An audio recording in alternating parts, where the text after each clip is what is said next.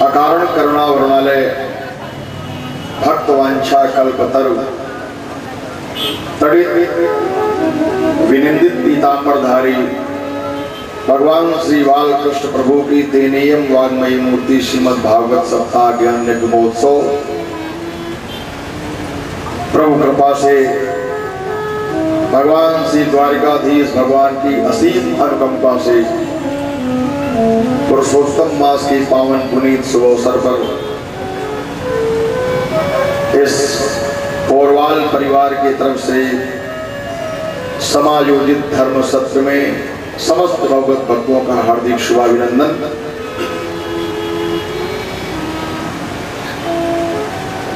परम हंसाचार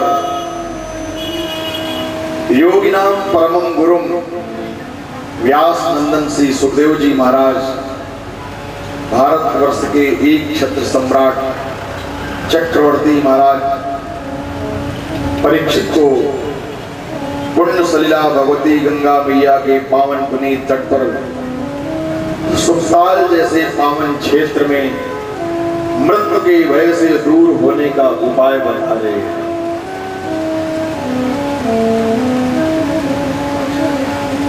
भगवान पिता रात्रि शरदो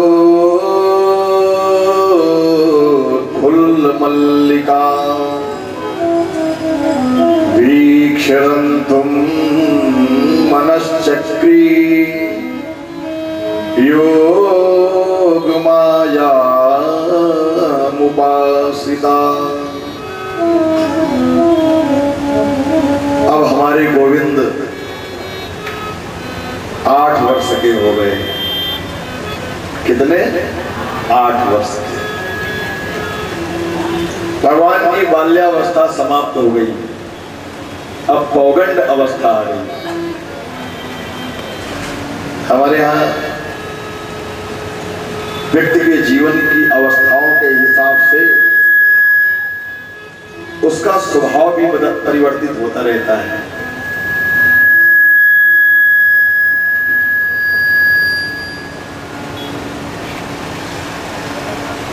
जब बचपन रहता है तो बालक का स्वभाव चंचल रहता है और बचपन की अवस्था बताई गई 1 वर्ष से लेकर 7 वर्ष तक बालपन, और 7 वर्ष व्यतीत हो गए। 8वां वर्ष का प्रारंभ हुआ। 8 वर्ष से लेके और 14 वर्ष की जो अवस्था है उसको पौगंड अवस्था बोलते हैं, और 15 वर्ष से लेके और 24 वर्ष तक जो अवस्था है उसको किशोरावस्था बोलते हैं, और 25 वर्ष से लेके और 49 वर्ष तक ये युवावस्था है, जिसको बोलते हैं नौजवान, जवानी। और 50 वर्ष से लेके फिर धीरे धीरे उत्तरार्ध प्रारंभ हो जाता है, जीवन का ढलना प्रारंभ हो गया। 49 वर्ष तक व्यक्ति अपने जीवन में उन्नति करता रहता है, उद्यम करता है, और 50 के बाद धीरे धीरे जो एकत्रित हुआ उसके द्वारा फिर कार्य चलना प्रारंभ होता है। भगवान 8 वर्ष के हो गए। एक बार ऐसी घटना, कामदेव ने सारे संसार के जीवों को अपने वशीभूत कर लिया। भय काम बस जोगी सतापस पावरन की को कहे, देखी चराचर नारी में जे ब्रह्म में देखत रहे। जिन योगियों को कहा गया रवंती योगिना हंते सत्यानंदे चिदात्मनि, जो ऋषि लोग, जो शुद्धात्मा विमलांता अंतरत आत्मा, जो सारे चराचर जगत को ब्रह्म में देखते थे, ईश्वर में देखते थे, उनको ये सारा संसार स्त्री में दिखाई पड़ने लगा, और स्त्रियों को सारा संसार पुरुष में दिखाई पड़ने लगा। वो कामदेव ने सारे संसार के ऊपर विजय प्राप्त कर ली, 33 कोटि देवताओं को अपने बस में कर लिया, और सभी पे विजय प्राप्त करने के बाद वो कामदेव पहुंचा ब्रज में गोविंद के पास। जिस समय गोविंद के पास पहुंचा, कामदेव ने कहा, लाला, संसार के सारे जीवों ने हमसे हार मान ली, मैंने किसी को भी नहीं छोड़ा। जब बड़े बड़े योगी, यति, सन्यासी, शुद्धात्मा, विमलात्मा जो पर्वतों की कंदराओं में बैठ के भस्म लगा के जो तपस्या करते थे, उनको भी मैंने नहीं छोड़ा, तो जो व्यक्ति 24 घंटे गोपियों के बीच में रहता हो, उसके ऊपर हमें विजय प्राप्त करने में कितना समय लगेगा। ऐसा करो, तुम भी हमारे तिलक कर दीजिए और हमारी हार स्वीकार कर लो। भगवान ने कहा ऐसे नहीं। फिर कामदेव ने कहा तो फिर युद्ध करो। भगवान ने कहा तुम कौन कौन से युद्ध करते हो? कामदेव ने कहा हमारे पास 2 तरह के युद्ध हैं, एक मैदानी युद्ध है और दूसरा किलेबंदी का युद्ध है। किलेबंदी का युद्ध कैसा है? बोले महाराज, किलेबंदी का युद्ध वो युद्ध है जिसमें व्यक्ति 7 दरवाजे बंद करके अंतिम कक्ष में 7 कमरे के अंदर बैठ के ध्यान लगा के बैठे, और वहां पर भी मैं अगर उस साधक का मैंने ध्यान भंग कर दिया तो ये है हमारा किलेबंदी का युद्ध। और मैदानी युद्ध, बोले मैदानी युद्ध वो युद्ध है कि आप अपनी समस्त गोपियों के साथ में किसी दिव्य स्थान पर नृत्य का आयोजन करें,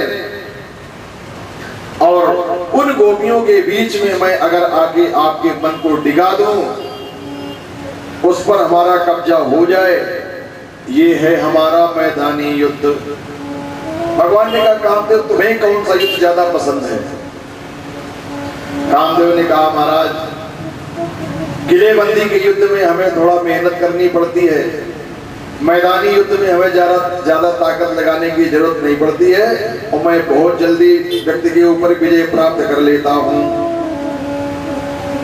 भगवान ने कहा इसकी कोई शर्त होगी क्या?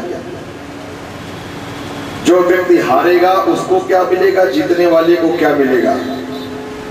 अंत में दोनों के बीच में ये निश्चित हुआ कि इस युद्ध में जो व्यक्ति हार जाएगा तो हारने वाले व्यक्ति को भविष्य में फिर जीतने वाले का पुत्र बन के आना पड़ेगा। जीतने वाला पिता बनेगा और हारने वाला उसका पुत्र बनेगा। भगवान ने कहा ठीक है, हम तैयार हैं।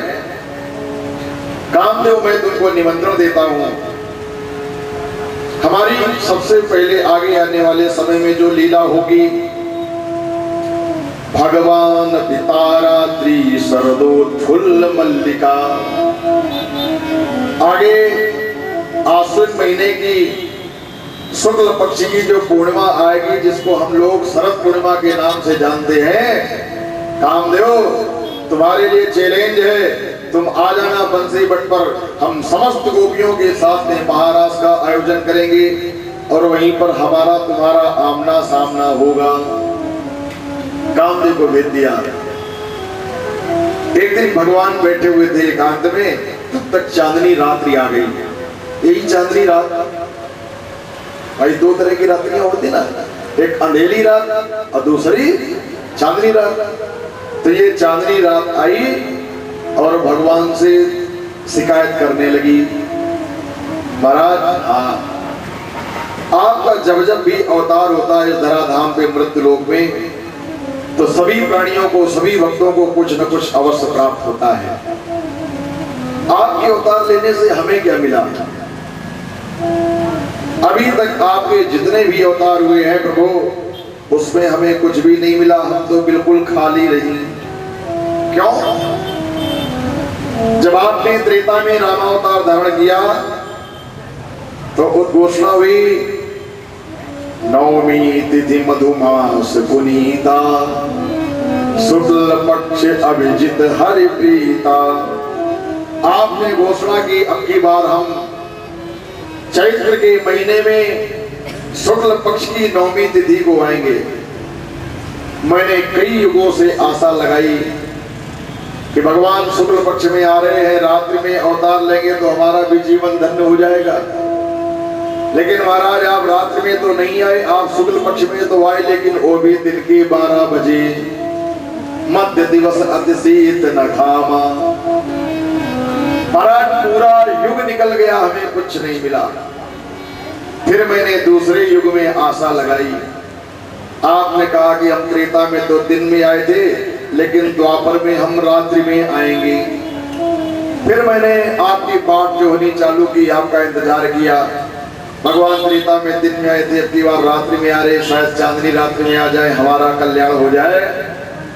महाराज आप द्वापर में भी आए, लेकिन वो भी अंधेरी रात्रि में आ गए। हमें क्या मिला? भगवान ने कहा बात तो सही है। चांदनी, एक काम करो, चिंता मत करो, ये बताओ तुम्हारे अंदर सबसे ज्यादा प्रकाश कब होता है? चांदनी रात्रि ने हाथ जोड़ लिए, प्रभु शरद पूर्णिमा की रात्रि में जितना हमारे अंदर प्रकाश होता है, उतना भी साल भर किसी भी रात्रि में प्रकाश नहीं होता। भगवान ने कहा तो फिर जाओ चांदनी, अब की बार हमारी अगली जो लीला होगी वो शरद पूर्णिमा की रात्रि में ही होगी। और धीरे धीरे वो समय आ गया शरद पूर्णिमा की रात्रि का। आज भगवान सायंकालीन बेला में वंशी बट में पहुंच गए। एकांत में भगवान बैठे हुए हैं। भगवान ने अपनी मोहनी नाम की बंसी को बजाया। भगवान आज अपनी गोपियों को बुला रहे हैं, ध्यान देना। वीक्षरन्तुम मनश्चक्री योग माया उपासितः। उसी समय भगवान ने पूर्व की दिशा में देखा। बोले ततो दुराजा ककुभाकरैर्मुखम् प्राच्यानिलिम्पन्नलोम शान्तमयी साचरणीया मद्वक्षतो गृणन्